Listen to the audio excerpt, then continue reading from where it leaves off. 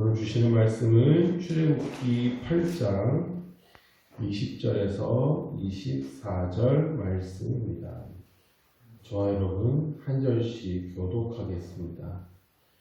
여호와께서 모세에게 이르시되 아침에 일찍이 일어나 바로 앞에 서라. 그가 물 있는 곳으로 나오리니 그에게 이르기를 여호와께서 이와 같이 말씀하시기를 내 백성을 보내라. 그러면 그들이 나를 섬길 것이니라. 네가 만일 내 백성을 보내지 아니하면 내가 너와 내 신하와 내 백성과 내 집들과 나의 그를 애굽 사람의 집집에 받을 때와 같은 것이며 그들이 사는 땅에도 그러하다. 그날에 나는 내 백성이 거주하는 고센 땅을 구별하여 그곳에는 파리가 없게 하리니 이로 말미암아 이 땅에서 내가 여호와인 줄을 내가 알게 될 것이라. 여호와께서 나의 백성 사이를 구별하니 내 입이 그들이 있으리라 하셨다.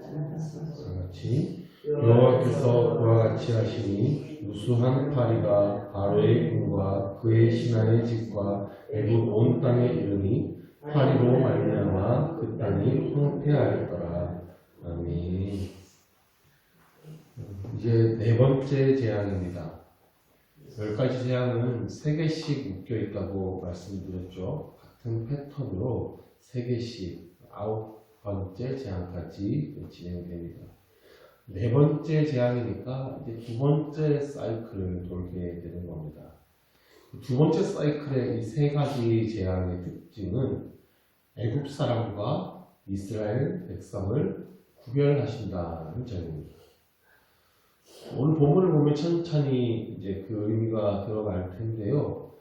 3개씩 묶여있는 재앙의 첫 번째는 항상 바로의 앞에 서서 재앙이 예고된다는 점입니다. 역시 아침에 바로를 찾아갑니다. 바로는 이번에도 물 있는 곳으로 나옵니다. 아마도 어떤 신에게 제사를 드리려고 하는 것일 것입니다. 20절의 마지막 부분을 보십시오. 내 백성을 보내라. 그러면 그들이 나를 섬길 것이니라. 결국에 이 싸움은 어떤 신을 섬길 것인가의 싸움이에요.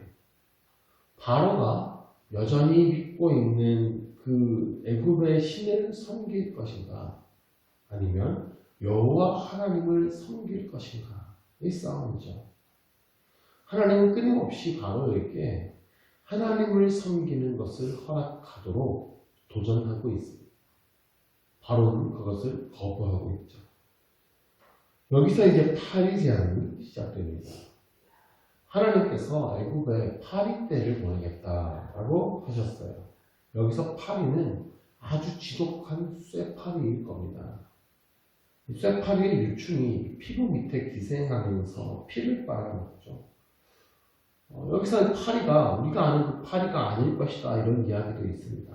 사람의 피를 빨아먹는 등에 같은 곤충일 것이다 라는 이야기도 있는데요. 어쨌든 이 파리 재앙에는 특징이 있어요. 말씀드렸듯이 애굽 사람과 이스라엘 백성을 구별하신다는 점이에요. 22절이죠. 그날에 나는 내 백성이 거주하는 고센 땅을 구별하여 그곳에는 파리가 없게 하리니 이로 말미암아 이 땅에서 내가 여호와인 줄을 내가 알게 될 것이라. 하나님께서 고센 땅을 구별하셨습니다. 고센 땅은 요셉 때부터 이스라엘 백성들이 거주하는 땅이죠. 나일강으로 인해서 애굽 사람들과 구별되어진 땅입니다. 애굽 사람들은 고센 땅을 하찮게 생각했습니다. 그래서 이스라엘 백성들이 아무런 저항 없이 이 고센 땅에 정착하며 살았습니다. 이 애굽 사람들은 목축하는 자들을 가증하게 여겼어요. 이스라엘 백성들은 애굽에서 목축을 하면서 지냈었죠. 자연스럽게 애굽 사람들과 구별되어 생활했습니다. 지리적으로도 구별되었고 생활에서도 구별됐어요.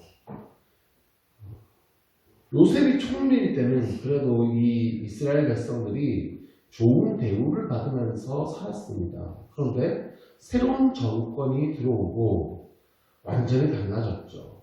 이방인 취급을 받습니다. 이스라엘 민족이 아니라 히브리 사람으로 불리게 되죠. 히브리란 건너온 사람들이라는 뜻입니다. 그러니까 너희는 이방인이다 이런 뜻이죠. 이들이 이제 애굽의 고된 노역에 동원됩니다. 애굽 사람들이 하기 힘든 그런 고된 노역에 이제 감당해야 했습니다. 선택의 여지가 없었어요. 할당량을 채우지 못하면 심한 매질을 당했습니다. 노예 생활이 시작된 거예요. 바로로부터 폭력도 당했습니다. 애굽의 군사들은 이스라엘 백성들이 남자아이를 낳으면 강제로 빼앗아서 나일강에 던졌습니다.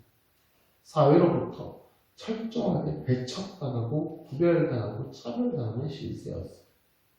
그런데 지금 하나님께서 그 고센 땅을 구별하십니다. 이스라엘 민족을 심판으로부터 구별하십니다. 차별받고 고통당하던 땅이 이제 재앙이 피해가고 생명이 존재하는 땅으로 바꾸어 놓으신 거예요. 하나님의 방식은 그러합니다. 우리 하나님은 역전의 하나님이십니다. 지난 주일에 말씀드렸듯이 교회란 세상으로부터 불러내는 받은 존재입니다. 그리스도인은 세상과 구별되었습니다. 그래서 세상이 싫어합니다. 핍박합니다. 가장 가까운 가족마저도 나를 고통에 빠뜨릴 수 있어요. 신앙 때문에. 그러나 견뎌내야 합니다. 예수님을 따라 십자가의 길을 걸어가야 합니다. 그러면 하나님께서 우리를 구별해 주십니다. 내 백성이라고 부르면서 구원을 베풀어 주시는 거예요. 우리에게만 오직 하나님의 품에만 생명이 있다는 것을 세상이 알게 해 주실 것입니다. 우리는 그날을 소망하면서 믿음으로 견뎌내야 하는 것입니다. 하나님께서 애굽의 온 땅에 무수한 파리 때를 보내셨어요. 24절의 마지막을 보면 파리로 말미암아 그 땅이 황폐하였습니다. 이번에는 바로도 정말 힘들었나 봅니다. 그가 다시 마음을 돌이켰어요. 25절을 보시면 바로가 모세와 아론을 불러 이르되 너희는 가서 이 땅에서 너희 하나님께 제사를 드리라. 타협안을 제시합니다. 하나님께 제사 드리기 위해서 지금 보내달라 그러는 거 아니냐. 그러면 멀리 가지 말고 이 땅에서 제사를 드리라는 거예요. 사탄은요, 우리가 신앙생활 제대로 한번 해보려고 하면 강하게 막아섭니다. 그런데 소용이 없으면 포기하나요? 그렇지 않습니다. 타협안을 제시해요. 한 발 양보해요. 그럼 사람 마음이 약해지잖아요. 저쪽에서 한 발 양보했으니까 우리 쪽에서도 한 발 양보하는 게 인지상정인 것 같죠. 주일에 꼭 그렇게 교회를 맨날 가야 되냐고. 요즘에 유튜브로 예배 드릴 수 있다 그러던데 그냥 집에서 보면 안 되냐. 놀러 가는 길에 그거 틀어놓으면 되지 않냐. 하나님이 교회에만 계시냐. 우리가 그거 보는 거 봐라 그러지 않을게. 타협안이 들어와요. 지금 하나님께서는 이스라엘 백성들에게 가나안 땅을 주시려고 하십니다.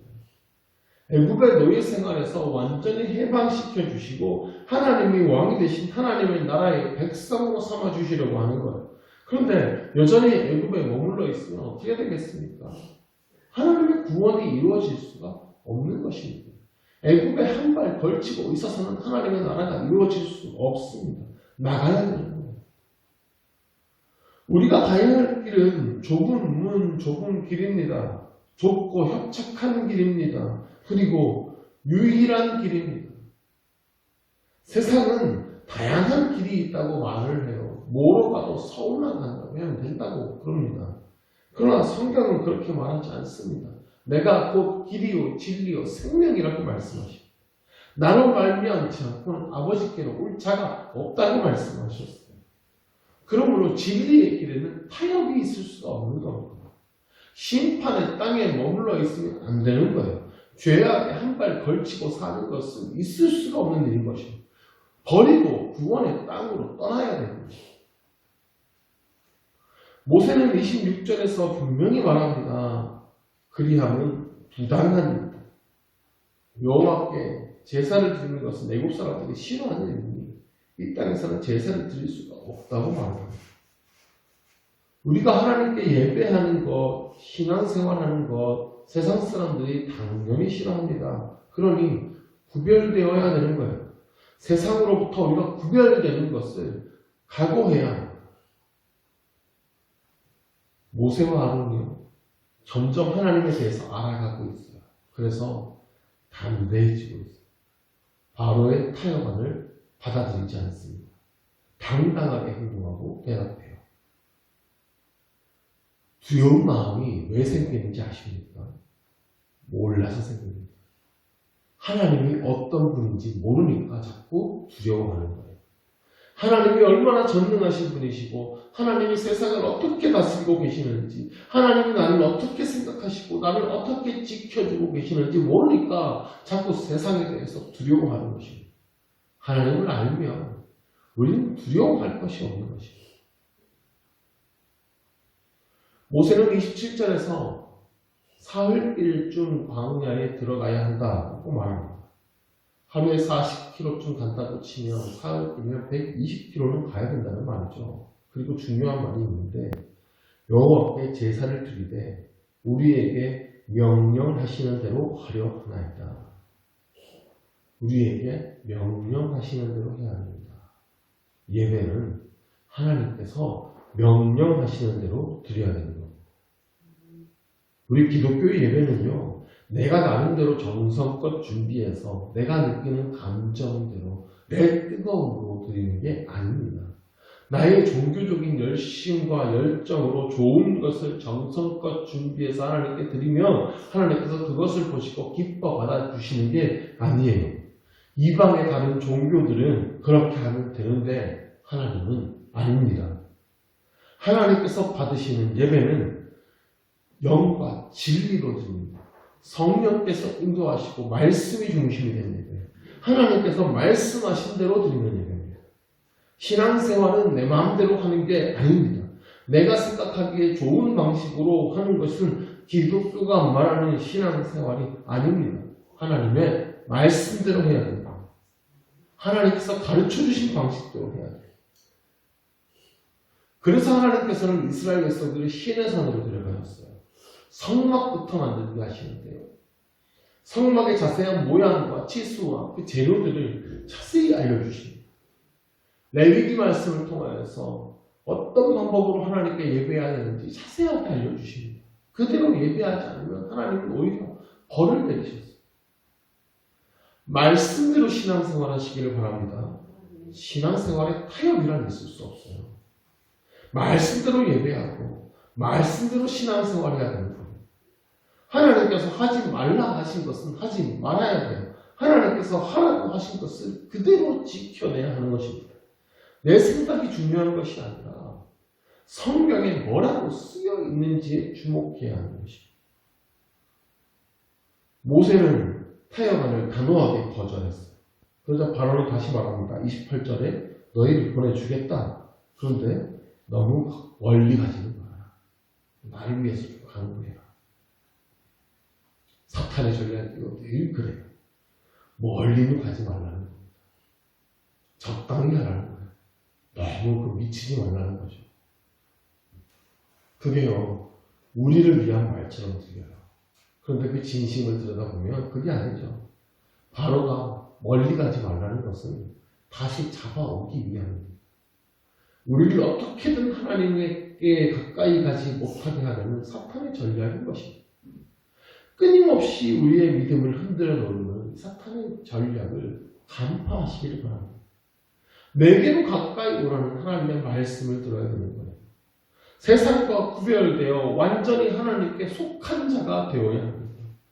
죄의 정욕으로 인해 여전히 나를 유혹하는 나의 옛자를 십자가에 못 박아 죽이고 예수의 생명으로 살아가야 하는 것입니다. 우리가 비록 이 땅에서는 구별되고 차별되고 어려움을 당할지라도 하나님께서는 우리를 구별하여 주셔서 우리 위에 구원을 베풀어 주실 것입니다. 우리 안에만 이 길에만 생명이 있다는 것을 증명해 주실 것입니다. 전능하신 하나님의 살아계심을 우리의 삶을 통해 온 세상에 나타낼 수 있는 복된 삶을 살아가시는 주의 이름으로 축원합니다. 기도하겠습니다. 하나님 아버지, 바로는 끊임없이 타협안을 제시하며 이스라엘 백성이 하나님의 길을 가는 것을 방해하려 합니다. 모세는 믿음으로 그 타협안을 단호하게 거절하였습니다.